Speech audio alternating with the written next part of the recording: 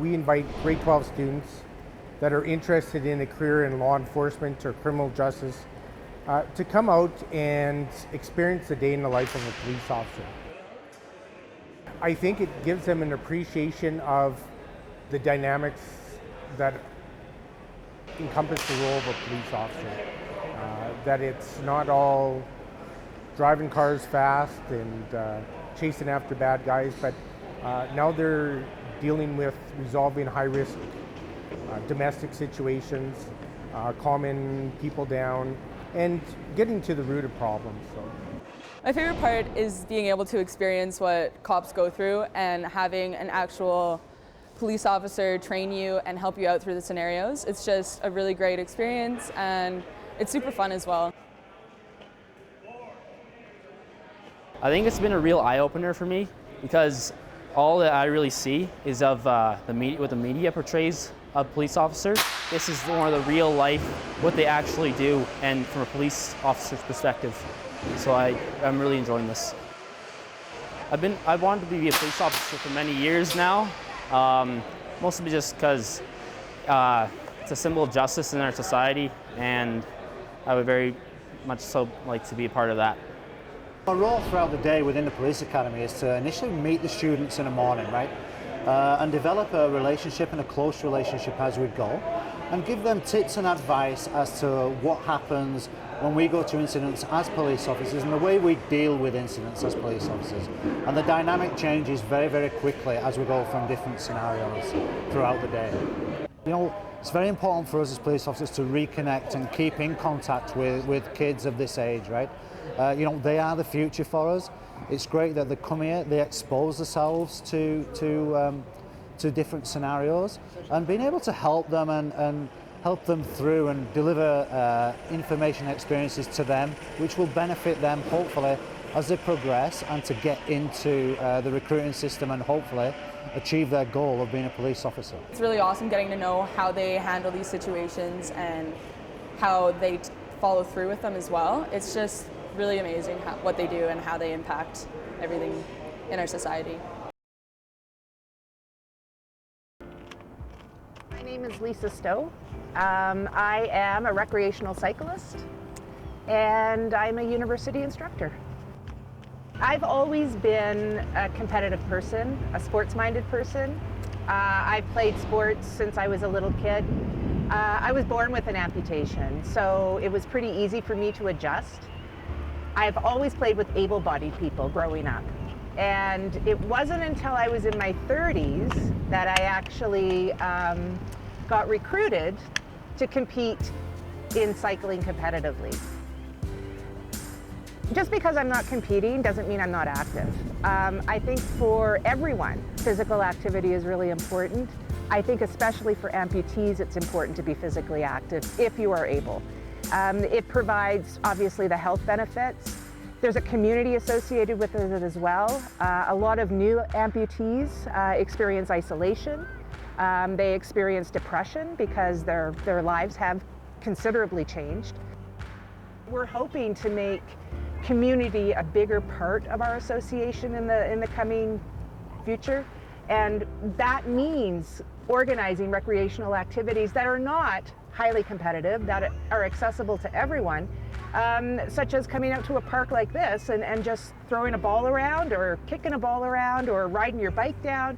We really hope that we're able to do that in the future, and that creates a sense of community, support, and it gets you healthy at the same time.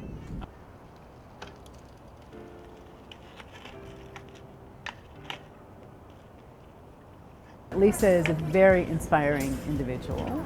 I've seen some of her footage from when she was a cyclist, and I'll tell you that there's a lot of drive and determination there. And she's a very successful young woman. She's a university professor here at the University of Calgary, and I've gotten to know her very well in the last year, and nothing stops her. You would never know that there was anything, you know, that she does have this congenital amputation.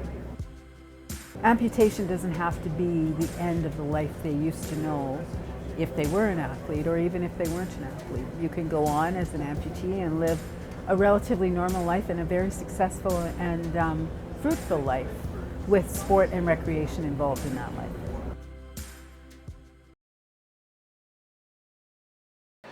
My name is Corinne Swanson, and I'm a cancer survivor.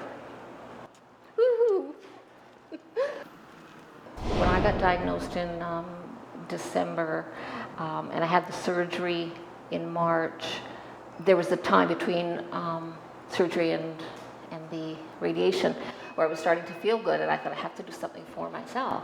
So of course, having these pamphlets given to you at the time, I was reading through them and I thought, this sounds great.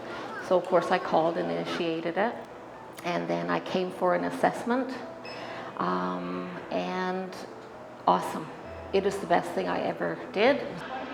It takes about 15 minutes afterwards, like huffing and puffing and the sweat and that, but I have energy for most of the day. I feel great. My husband sees a smile on my face. The ACE program is the Alberta Cancer Exercise Program. It's a shared initiative between the University of Alberta, my colleague Dr. Margaret Neely, and myself here at the University of Calgary, really looking at what the feasibility is and the outcomes are of building cancer exercise programs out in the community for cancer survivors. We know that there are physical benefits to exercising as well as psychosocial benefits. In particular, we're looking at alleviating some of the common fatigue issues that we see in cancer survivors, helping them with maybe some of the acute symptoms and side effects associated with their treatments, and then enhancing their overall quality of life by really trying to target that sense of control, giving them back control over their bodies, doing something healthy, enhancing the social support they have for exercising by having it in this group-based format, and really alleviating some of those signs of emotional distress, the depression, anxiety, and stress. Accessibility, I think, is the key factor, and also building the social connections with people that live close to them and are in and amongst their own communities. The University of Calgary certainly offers a fantastic program, but it can be an intimidating space and not the most accessible for everybody. And so if we can start to offer these programs out in the community, closer to people's homes, it makes it easier just in terms of transportation, easier in terms of finding the social connections and support within the community. It's such a positive thing to go to. It's in my control, and you feel good.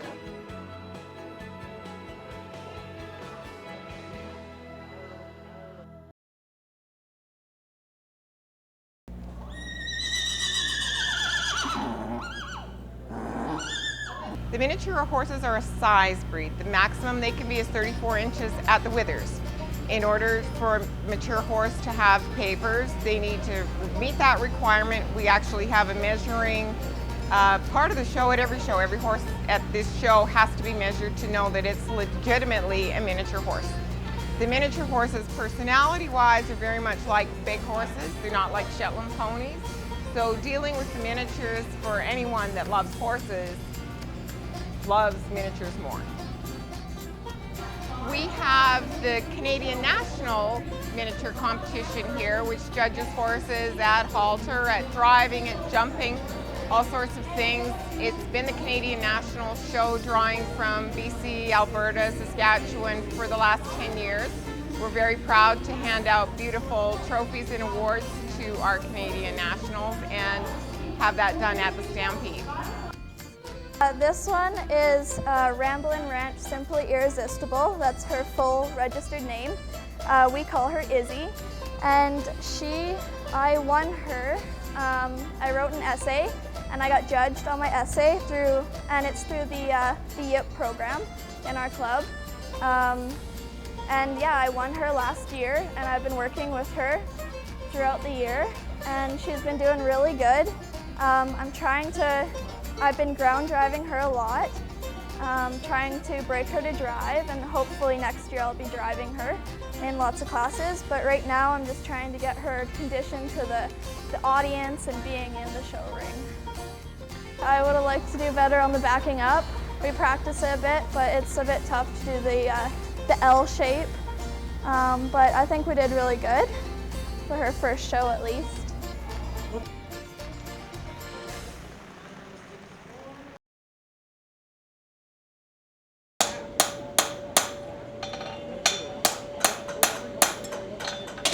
Well, the importance of blacksmith and farriering is that you got to take care of your horses. If you don't have good feed on the horse, you don't have much of a horse.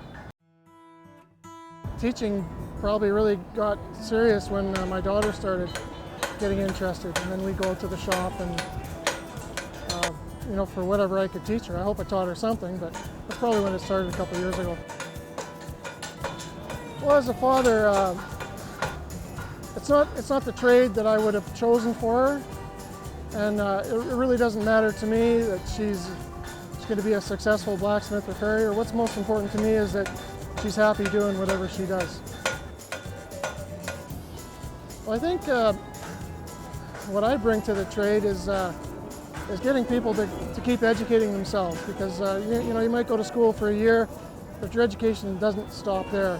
That's only the beginning. So every day should be a learning experience. I started because my father did it when I was younger, and I started working for the Stampede. And one of my friends actually on the committee said to me, why don't you go to school so you can be a better asset to the committee? So I went to school and fell in love with it. It's probably one of the most rewarding things to be able to make something with my hands and apply it to an animal and see the animal walk away better off than it was when it showed up. I feel like females have a little bit more attention to detail, so things that maybe I can't make up for in strength, I make up for in detail, yeah. Lots of people think that because, you know, it's what they used to do in the olden days, they think that it's not, that it's an old-fashioned tradition, which it's not. It's still important every day to keep learning, and building shoes is especially important because you can buy anything in the stores nowadays, but you're always going to find a horse that you can't buy a shoe for.